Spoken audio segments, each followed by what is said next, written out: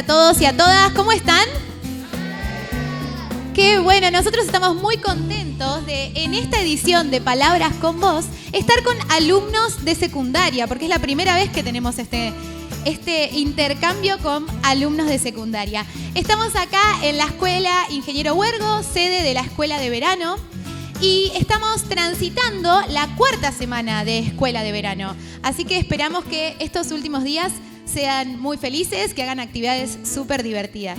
Hoy tenemos el honor de poder entrevistar, poder conocer a un escritor de libros y novelas infanto-juveniles que es Franco Baccarini. Así que vamos a darle un gran y fuerte aplauso a Franco para invitarlo a esta edición. Bueno, buen día. Muchas gracias por la bienvenida. Me quedo con este micrófono entonces. Dale. Muy feliz de estar acá, a pesar de la lluvia, en este lugar tan hermoso. Y bueno... vamos a tener que primero cambiarnos el micrófono para que no nos enredemos. Muy bien. Cambiemos el micrófono. Ahí está. Ahí está. Perfecto, ahí creo que va mejor. Ahora sí. Buenísimo. Entonces, ¿nos decía Franco? No, me traje como para que los chicos y las chicas conozcan algo por mi propia voz, una novela de la cual, si te parece, leo un capítulo, unas páginas y después seguimos, ¿te parece? Perfecto, perfecto. De paso, ustedes mientras aprovechamos esto de que nos lean, que es súper lindo, vayan pensando qué preguntas o qué quieren conocer de la vida del autor, desde sus obras o de su vida personal, y cuando terminamos de leer, hacemos el intercambio. Bueno, esta es una historia que escribí, Experimento Magnesia, por varias razones. Como suele ocurrir, nunca hay una única razón, pero me acuerdo que en una visita a un pueblito de la provincia de Buenos Aires que se llama Huanguelén, un pueblito grande porque deben ser 6.000 habitantes, una profe, después de las charlas y los encuentros, me dijo: te voy a mostrar la panadería abandonada desde afuera. Es una panadería antigua que hace años que está cerrada, donde hay un muñeco en la ventana del lado de adentro que se mueve aparentemente solo. Es como una leyenda en el pueblo, que ese muñeco aparece ya sea en una esquina de la vitrina, después en otra. Y bueno, me interesó eso del muñeco animado y me hizo pensar también en qué es lo que nos da vida, ¿no? ¿Por qué somos estas máquinas de carne, sangre, hueso, seres vivientes junto a nuestros hermanos los animales? Bueno, nosotros también somos animales. Y los hermanos vegetales, que serían los árboles. ¿Por qué la vida? Y así arranca, Escapada Nocturna. La luz de las torres se desvanecía en la niebla, no había nadie en las calles. Damián imaginaba a los vecinos arropados en dulces sueños, pijamas y medias gruesas. Era el momento de las aventuras secretas, sin testigos. Por eso estaba despierto. Por eso iría a la casa de su amiga Maggie. El frío había llegado con pesadez de paquidermo, con remolinos que dolían en las mejillas, con ropa superpuesta.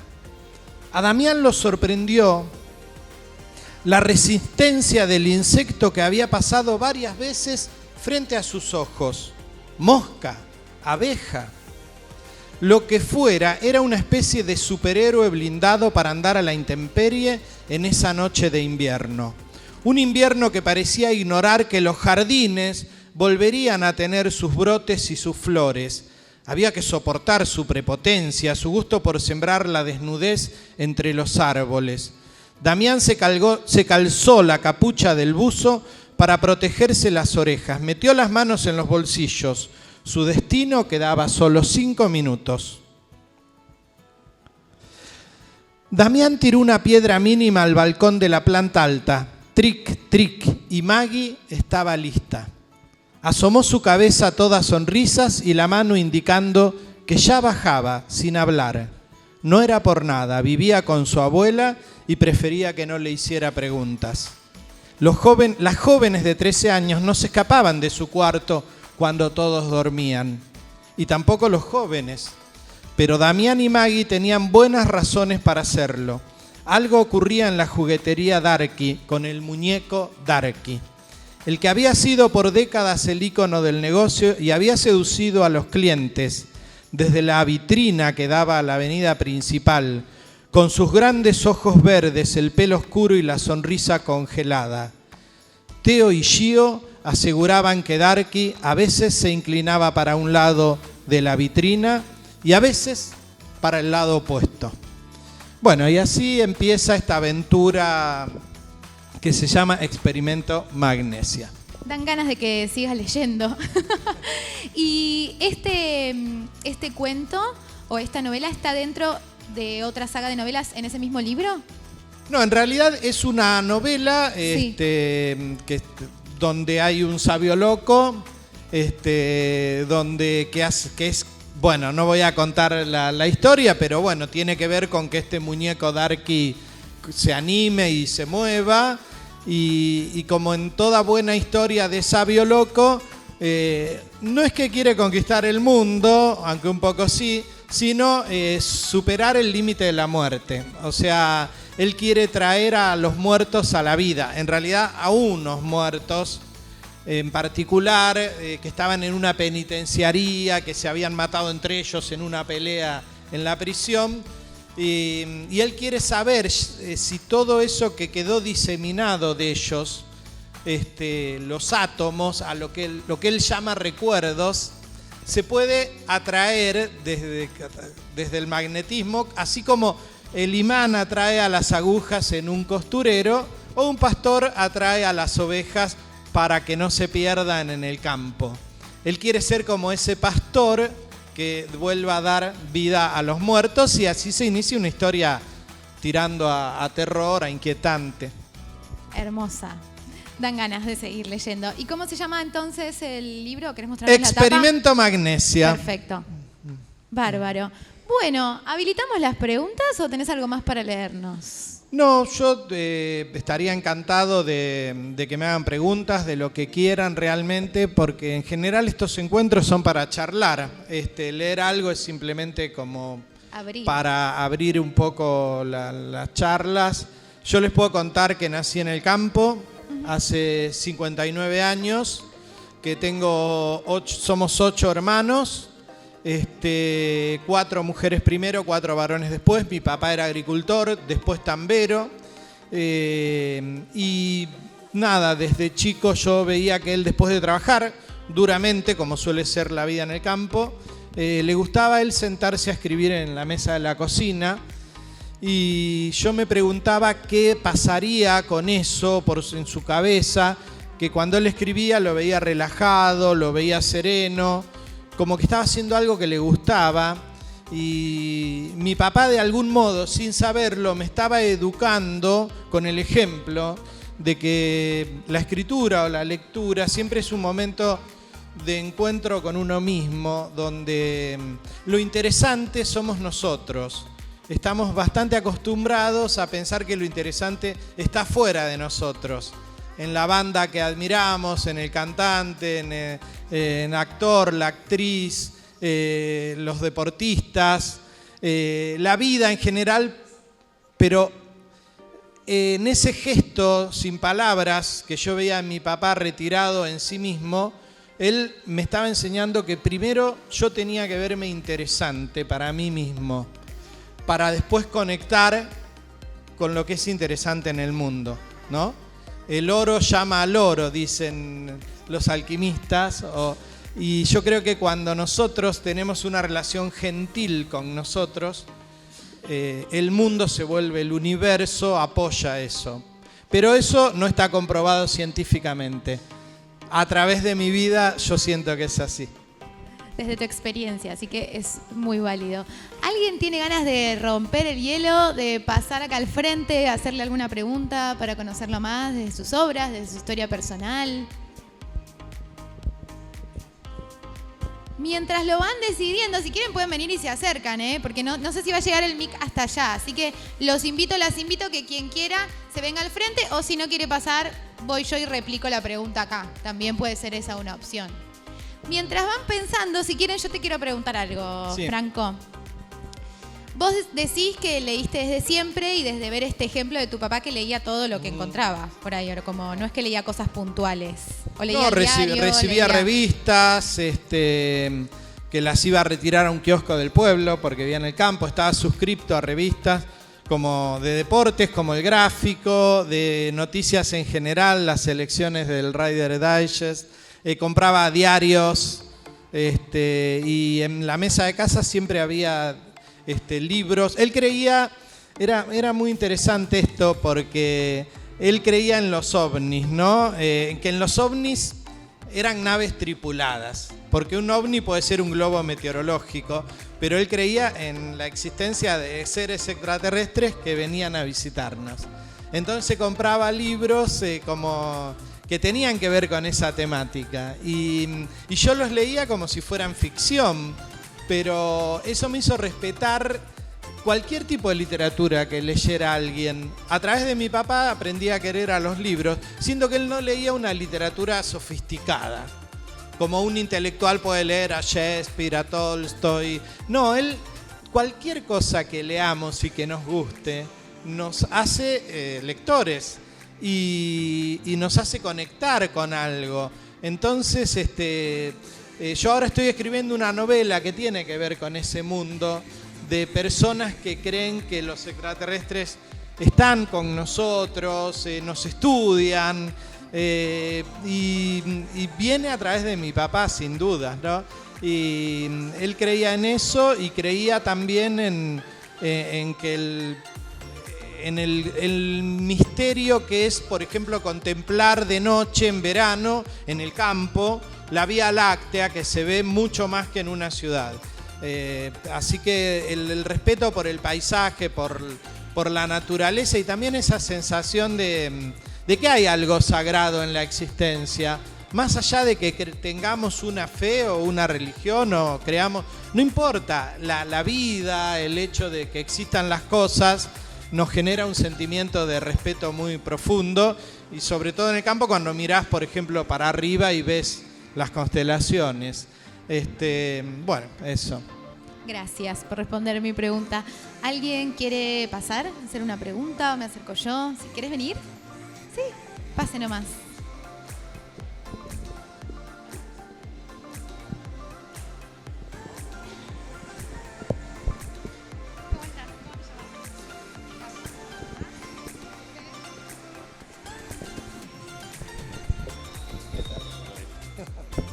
Bueno, quería saber si recordás cuál fue la primera historia que escribiste o qué te despertó para poder escribirla también. Bueno, aparte de que yo había hecho un diario a los 13 años, cuando estaba en 7º grado, muy ansioso por irme a vivir a la ciudad, empecé a escribir un diario. Porque a mí ya me aburría el campo. Todo eso que les conté del cielo estrellado. Yo quería ir al cine, jugar al fútbol en el club Linqueño, tener más amigos porque el vecino más cercano que vivía a 2 kilómetros. Entonces ese era el diario de la ansiedad por vivir en el pueblo. Así que eso fue lo primero. Pero después ya en el pueblo empecé a escribir un cuento. Pero me metí en un lío, nunca lo terminé, porque se llamaba El Desierto y era una persona que se perdía en el desierto y no tenía agua, no tenía nada para comer, así que se iba consumiendo a sí mismo. Un día, bueno, iba bebiendo de sí y comiéndose a sí mismo. Entonces eso generaba el inconveniente de que cada vez perdí alguna parte de él y no supe cómo seguir. Pero fue el primer intento, el hombre que se comía a sí mismo. Y una pregunta, ahora que comentás lo del hombre en el desierto, ¿crees que lo de haber escrito un hombre en el desierto, perdido, sin agua y eso, puede haber sido como un reflejo de lo que vos decís de vivir en el pueblo y la ansiedad de quererte ir a vivir a la ciudad y eso? Es así, tal cual lo decís. Un genio. La reflexión tuya impresionante, porque yo era un chico del campo que era muy tímido en ese momento, y era el chacarero. Aunque uno puede decir desde acá, una ciudad como Buenos Aires, ¿qué diferencia puede haber entre un chico de Lincoln de la ciudad, que es una ciudad pequeña, y un chico del campo? Quizás ahora no hay tanta diferencia, porque la televisión y las redes sociales han generado como una forma de hablar muy parecida entre todos. Pero en esa época se notaba que yo era un chacarero. ¿Y sabe cómo lo notaba? Cuando vino mi hermano menor a estudiar conmigo, que yo veía cómo caminaba. Caminaba moviendo los brazos muy fuerte. ¿Viste? Como en el campo.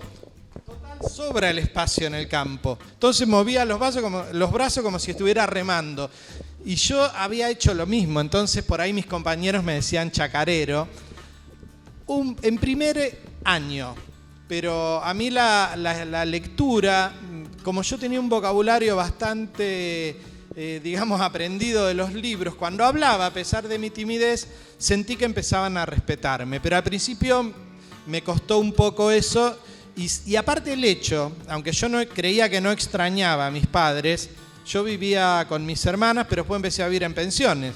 Entonces, a veces iba a la casa de un amigo mío, un compañero, y veía a la mamá que le planchaba la camisita, sentía el olor de la comida que estaban haciendo, y yo todo eso no lo tenía. O sea, compraba comida hecha, o a veces iba a comer a lo de mi hermana mayor, que estaba casada ya, pero no era el hogar ese que yo veía que tenían mis compañeros.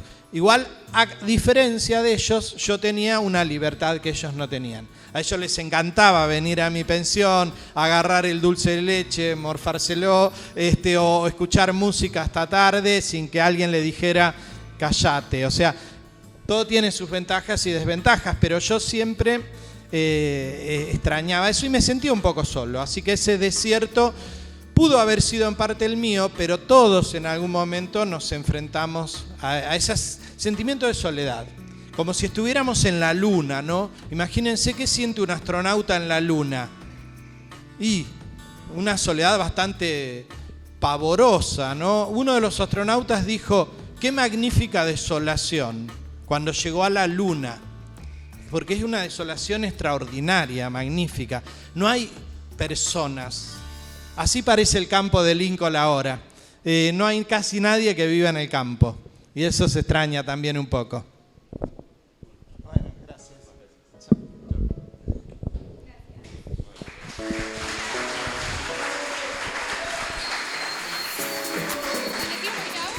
Bueno, un poquito. Buenísimo. ¿Alguien más que quiera pasar? Ahí te sirvo, ¿eh? Que quiera pasar a preguntarle algo a Franco. Aprovechen.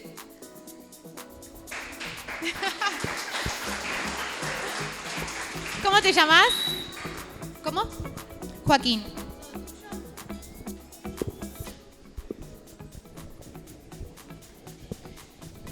Don Joaquín, ¿no? Bueno, Joaquín es un nombre que está muy asociado a mi infancia. Después les cuento por qué, ¿no? Ahora vamos a escuchar tu pregunta.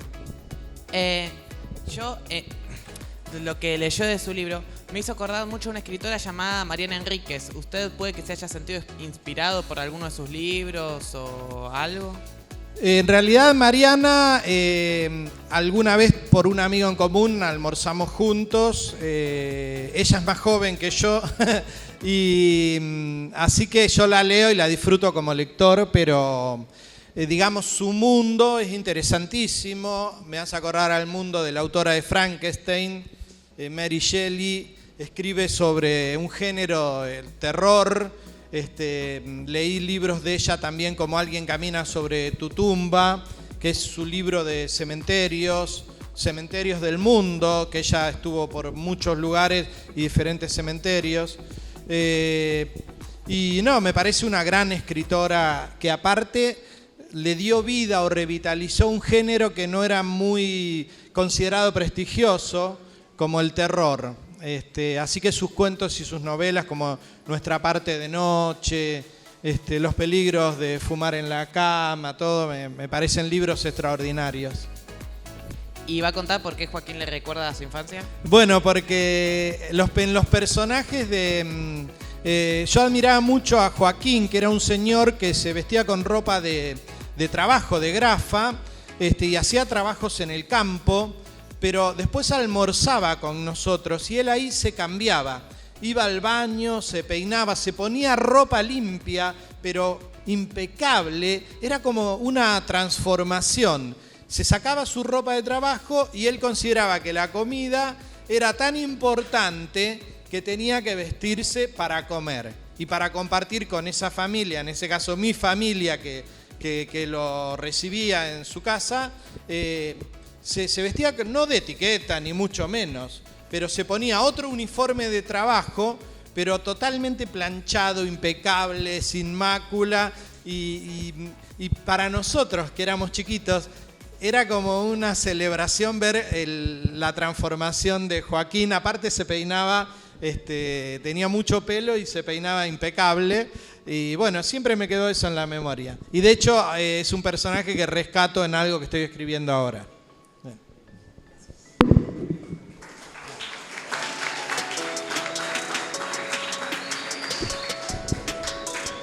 Buenísimo. ¿Alguien más que quiera pasar? ¿Hacerle alguna otra pregunta? Ahí se van señalando, pero no sé si lo están pensando. Se van señalando todos entre sí. Pasa adelante si querés. Pero qué hinchada. ¿Cómo te llamas? Me llamo Joel. Bien. Leonel, ¿dijiste? Sí. Bien. ¿Tenés hijos? Sí, no, tengo 2 hijas, Valentina, que tiene 30 años, y Camila, que tiene 23. Valentina es música y Camila es actriz, estudia actuación, ¿no? Está terminando ahora. Así que, de alguna manera, se contagiaron de las actividades artísticas, porque la mamá es escultora, pintora, y da clases también en una escuela como profesora de Bellas Artes, y yo soy escritor. Pero ellas se cuidaron de no elegir exactamente lo mismo que los padres, pero vinculado con lo artístico. ¿Por qué no eligieron lo mismo? No lo sé, porque como nosotros nunca les dijimos sean ingenieras, sean trompetistas, sean sino que aquello me parece que es muy importante, hacer una actividad que genere alegría, aquello que nos da alegría hacer. Si necesitamos ser médicos porque es nuestra vocación, porque la alegría es lo que después sostiene eso, sostiene el sacrificio de estudiar, de trabajar. Si no hay alegría en lo que haces, más allá de que, por ejemplo, un médico puede enfrentarse a situaciones dramáticas, pero la alegría es poder dar, poder ayudar, por ejemplo. Doy ese ejemplo. Como un maestro educar, debe ser hermoso tantas personas aprendan a leer, por ejemplo, a través tuyo. Me parece una tarea extraordinaria, que una persona se alfabetice, ¿no?, a través de la enseñanza. Imaginen qué problema que es para alguien que no sepa leer, que no sepa escribir, que no sepa entender las palabras. Es una dificultad enorme. Así que, nada, nunca les dijimos que tenían que hacer esto o aquello, pero sí que buscaran la alegría. Claro, porque si hacen algo que no les gusta, por la plata, van a terminar siendo infelices porque no hacen lo que les gusta. Y lo que vos decís es muy sencillo y es muy real también. Porque a veces decimos, busca algo que tenga salida laboral. Pero si no te gusta eso, probablemente no termines esa carrera. Salvo que realmente, no sé, te adaptes mucho. Es muy raro, ¿no? En cambio, cuando algo te genera alegría, esa misma alegría te genera creatividad para pones un negocio, porque yo tengo todos los ejemplos. Un amigo mío quería hacer negocios y él tiene una forma de hacer negocios que realmente sabe generar dinero y ganar dinero. Yo con lo mismo que él no podría, porque no es mi motivación. Entonces hay gente que tiene vocación por hacer negocios, por tener comercios y eso. Y hay gente que no. Cada uno tiene que encontrarse a sí mismo al respecto. Claro, porque si uno se motiva, al estar motivado hace que uno lo haga bien. Y yo creo que sí, lo mismo pasa, ¿por qué, no sé si les gusta el tenis o Messi? ¿Por qué Messi se va a entrenar todos los días? No debe ser tan lindo todos los días ir a entrenar, más cuando él ya ganó todo, tiene dinero, no le falta precisamente. Y sin embargo él va y tiene motivación para seguir ganando, porque le gusta, porque le da alegría. Y pienso que lo mismo pasa con Djokovic o con Nadal. Digo deportes porque son los hiperfamosos que tenemos como ejemplo. En cambio, al que no le gusta mucho, y bueno, ya estuve 2 o 3 años a este nivel, me retiro y disfruto de la plata. Pero hay gente que lo hace porque le gusta hacerlo, que no es poca cosa, hacer algo porque te gusta. Eso no quiere decir que no hay rigor o esfuerzo o estudio. Sí, entendí todo. Bueno, te agradezco, ¿no? Por mí, ustedes me preguntan y yo hablo. Y me parece que, como ustedes ven, yo les hablo en serio. Porque para mí es sagrado hablar en serio. Eso no quiere decir que no nos podamos reír. Pero todo lo que me pregunten va a ser en serio. A veces nos cuesta ponernos serio, como si nos descubrieran pensando, como si pensar dieran vergüenza, ¿no? Yo tenía un tío que cada vez que se quedaba, alguien lo sorprendía en silencio, él se perturbaba, como si pensar en silencio fuera algo que diera vergüenza, como si tratar de pensar diera vergüenza. Nosotros normalmente asociamos, ahora llueve, salgo, necesito un paraguas, o hay sol, qué lindo el sol, es una asociación atrás de otra. Pero a veces también el pensamiento es siempre una actitud de la voluntad, es decir, yo ahora voy a pensar, por ejemplo, una pregunta, y eso es voluntario. Y como vivimos en un mundo de distraídos, los que tienen voluntad y atención son en general las personas que después tienen éxito en sus emprendimientos, en sus estudios, porque la verdad que estamos en un sistema que trabaja para distraernos. Y piensen, cuando todos nos quieren distraer, ¿quién sale ganando? Me encantó lo que dijiste. Gracias. Aprendí muchas cosas.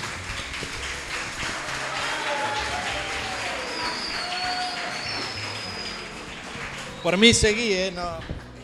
Hacemos la conversación entre nosotros. Gracias, Gracias, Diana. Muchas gracias por el espacio. No, por favor.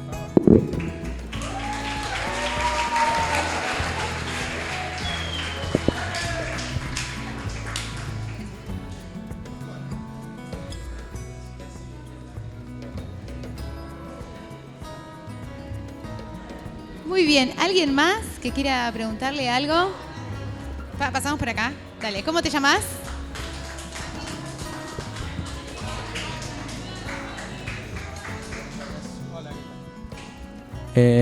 Bueno, mi nombre es Matías y tengo, una pregunta, pero a la misma vez voy a meter 2 cosas, digamos, en la misma pregunta.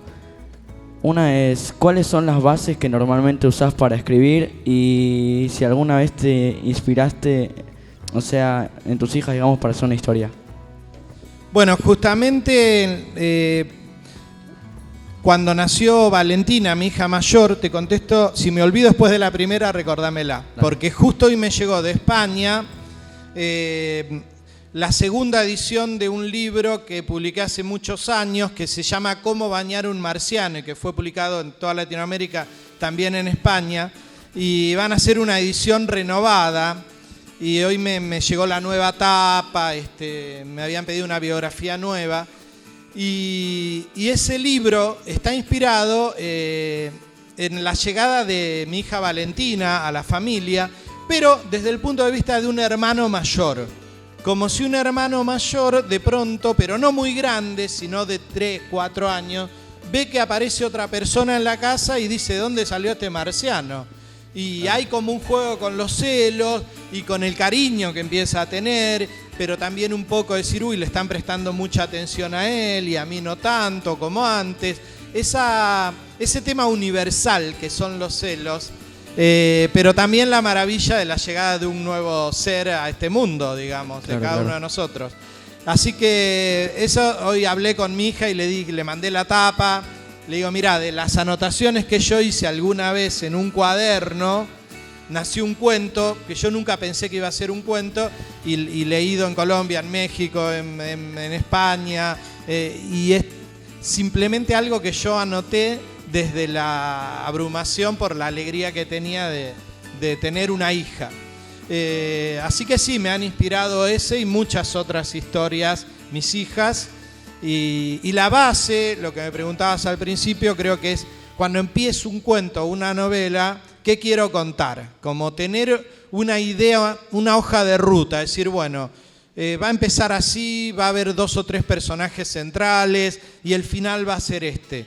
Cuando más o menos tengo eso, ahí recién me pongo a escribir.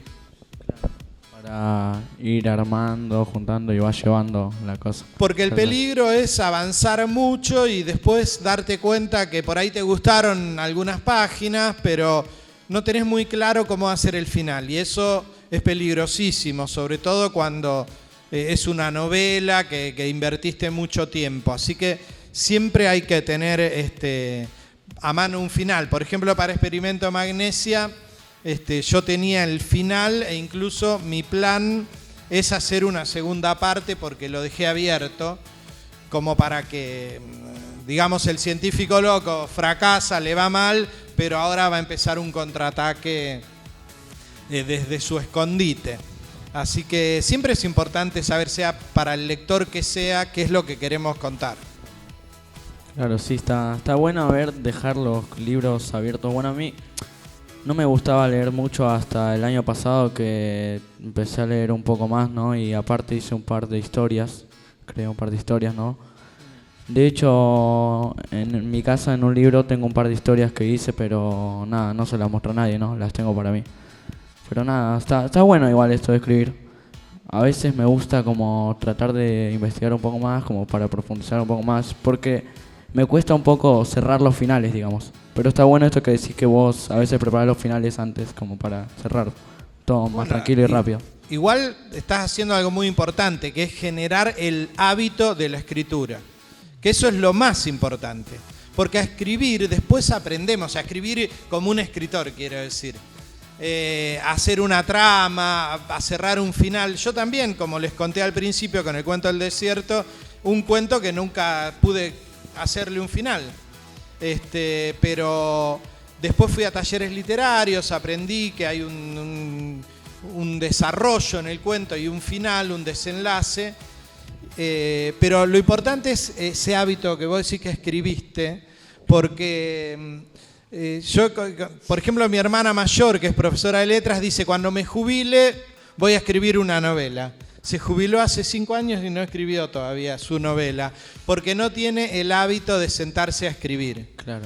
Entonces, es que en la adolescencia escribía mucho, no terminaba casi nada, y escribía poemas, canciones, pero en lo que era narrativa no lo terminaba.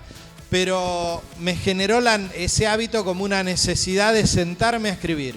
Y cuando pude tener las herramientas, ya tenía el hábito. Así que para mí lo más importante lo estás haciendo, que es escribir. No importa si no estás cerrado así con moñito. Claro, sí. Está bien porque agarrándolo de hábito, capaz algún día se me hace mucho más fácil. Totalmente. Vas a tener esa base de ese momento de estar en silencio, escribiendo, y aunque no lo crean, es lo más difícil. Incluso a mí me cuesta. Porque a la mañana me despierto, me hago un café, voy a escribir, pero antes quiero leer los diarios, quiero escuchar una noticia en la radio, no sé, me pongo a hacer otra cosa. Es como que tengo que recordarme, no, es tu hora de escribir. Y ahí es cuando tenemos que tener esa fuerza de voluntad, de decir, te sentás, porque no estamos adaptados para la escritura. Piensen que la escritura es muy reciente. Unos siglos nada más. Entonces, como Homo sapiens, no es muy natural para nosotros sentarnos a escribir.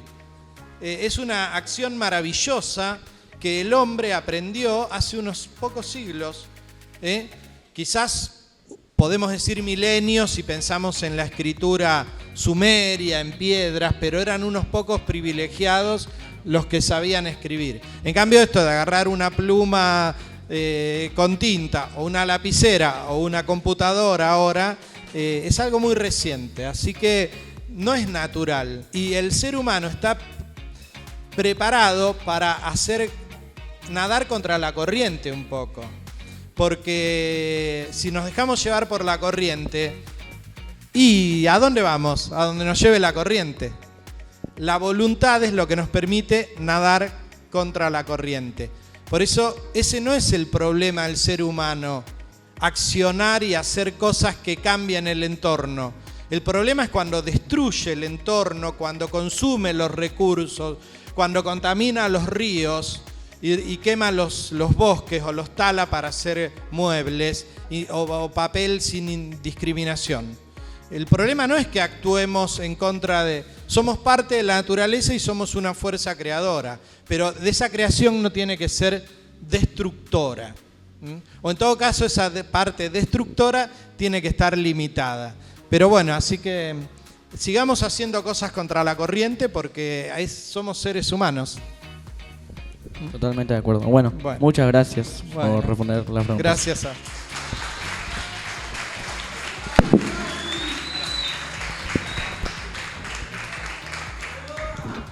Bueno, vamos con las últimas, ¿sí?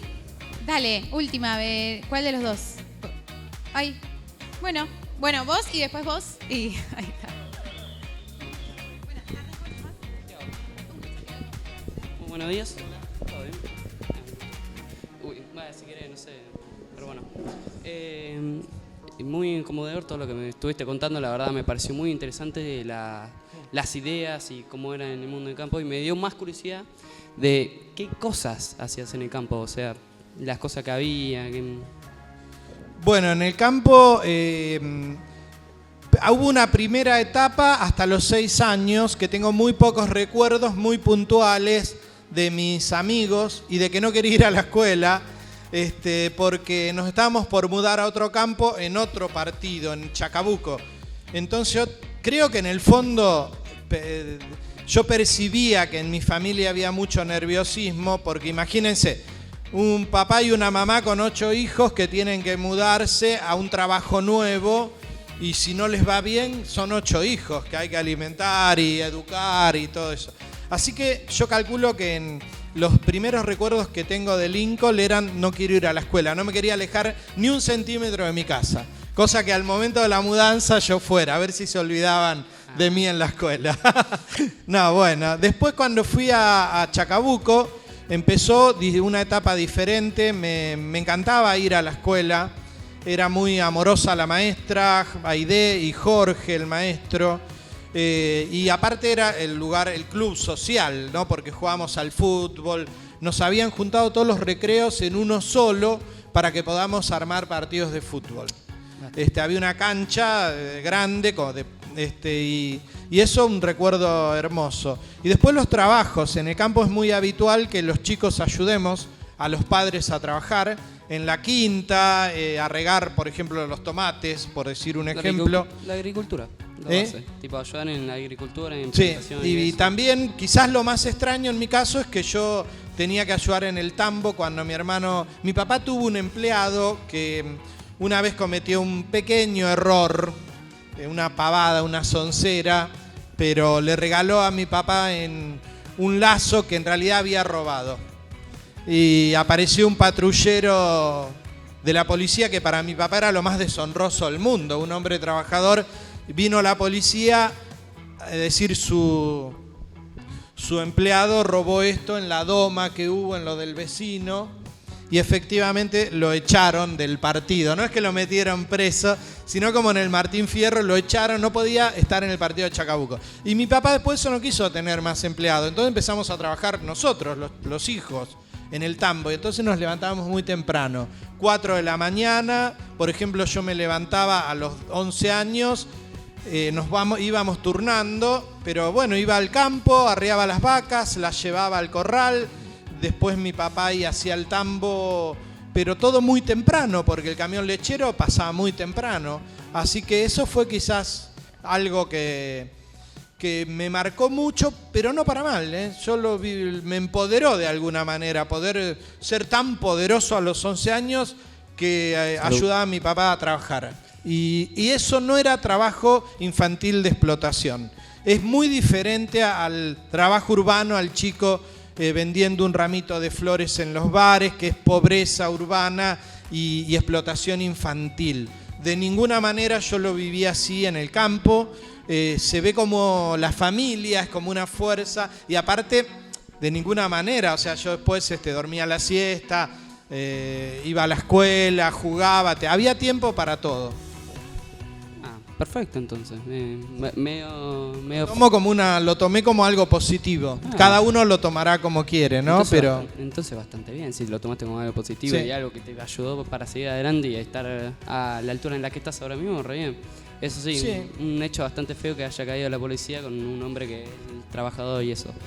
Le decíamos vaquero, porque él se vestía siempre con una bombacha de campo, y cuando salía los sábados, que era su día de Franco, se ponía el vaquero y una camisa, una remera, y parecía que se vestía de gala, porque estaba siempre, voy a decirlo así, no era muy higiénico vaquero.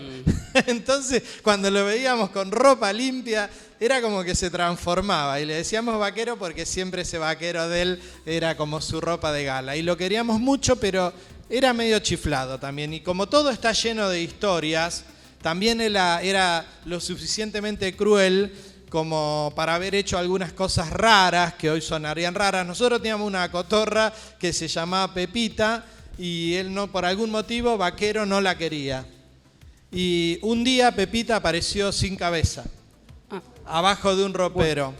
Y nos dijeron que había sido un ratón, y no, de ninguna manera. Los ratones no matan así, no matarían a un loro, y evidentemente esa cabeza la había cortado vaquero, así que tenía esas crueldades como de cuento de hadas clásico, que uno de grande se pregunta ¿por qué alguien haría algo así?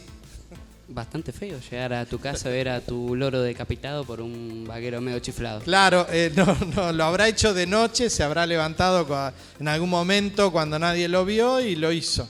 Ah, bueno. Así que las personas tienen claros y oscuros, no todo es de un color o de otro, sino que hay muchos grises, ¿no? Así que no era solo el pobre hombre que por hacerle un regalo a mi papá robó un lazo de tiento, sino que también era el que fue capaz de matar a nuestra querida mascota, de hacerle la vida imposible a mi hermana mayor porque le gustaba escuchar un programa de rock y él se le cambiaba la radio para escuchar folclore, bueno, cosas así. Son historias que yo conservo en la memoria porque las uso después en los cuentos. Sí, son muy buenos. Y ahí tenés un lindo material potencial para la verdad. Y además, si estás acá para contar las historias, queda bastante bien, la verdad. Y una pregunta boluda que voy a hacer. ¿Crees en los fantasmas o algún hecho traumático te habrá pasado, además de todo lo que estuviste contando? Bueno, me gusta contar historias de fantasmas. Mi libro más leído de fantasmas se llama Usted es el fantasma, que es la historia de un detective privado al que es contratado por una persona misteriosa, que en realidad es un espectro. Pero me inspiró una casa que está en Avenida de los Incas y Freire, así que si un día andan por ahí la pueden ver. Es una casa enorme, ahora no la habita nadie porque la señora que vivía murió. Yo creía que estaba abandonada y le inventé una historia de fantasmas. Y después me enteré que en realidad vivía una señora paralítica y bueno, tuve oportunidad de dejarle mi libro a la enfermera que la cuidaba. Y ella me confirmó que en la casa había fantasmas cuando vio el título. Pero yo no creo en fantasmas, los invento. Pero respeto muchísimo que alguien crea en fantasmas y además... el mundo es tan, digamos, el solo hecho de que yo haya nacido es tan improbable, ustedes, cada uno de nosotros, tan extraño, que cada uno puede creer lo que quiera. Porque, en fin, que estemos acá ya es bastante raro, así que ¿por qué no creer en la rareza?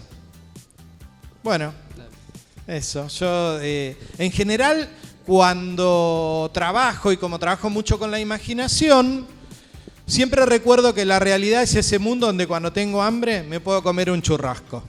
Así que ahí no hay fantasmas, no hay monstruos, no hay extraterrestres. Es mi vida cotidiana. Interesante. Bueno, muchas gracias, me voy retirando. Que tenga buen día, señor. Gracias. Bueno, última que me voy a acercar acá. ¿Cómo es tu nombre?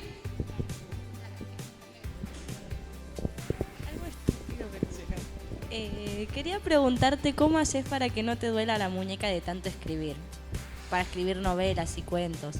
Bueno, lo que yo noté, no que me puede haber, ojo que hay cosas, lo que tengo es que es un codo, que tengo como una cosa rara en el codo de tanto tenerlo apoyado así, como si estuviera medio violáceo, como si tuviera una lesión, digamos, como un hematoma permanente.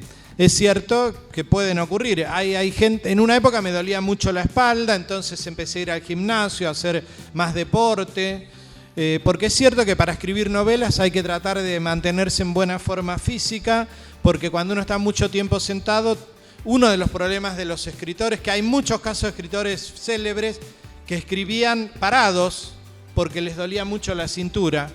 Uno de ellos era Víctor Hugo, el autor de Los Miserables.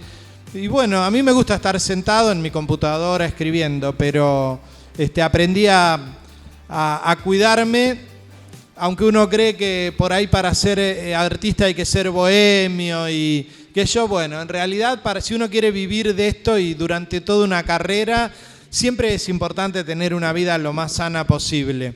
Eso es lo que hace, qué sé yo, que un músico pueda hacer discos después de 40 años de carrera. No es porque es un reventado. Ese es un mito, es porque es alguien que lleva una vida saludable como para tener ganas de seguir haciendo canciones 40 años después del primer disco. O sea, siempre eso favorece la creatividad.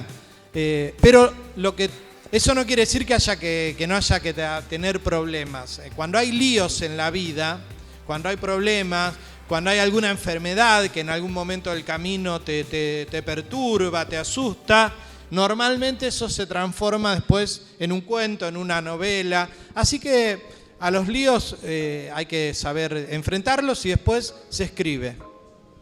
¿Y cómo haces para comer las 4 comidas del día si andas sentado escribiendo? No, pero es que no escribo todo el día.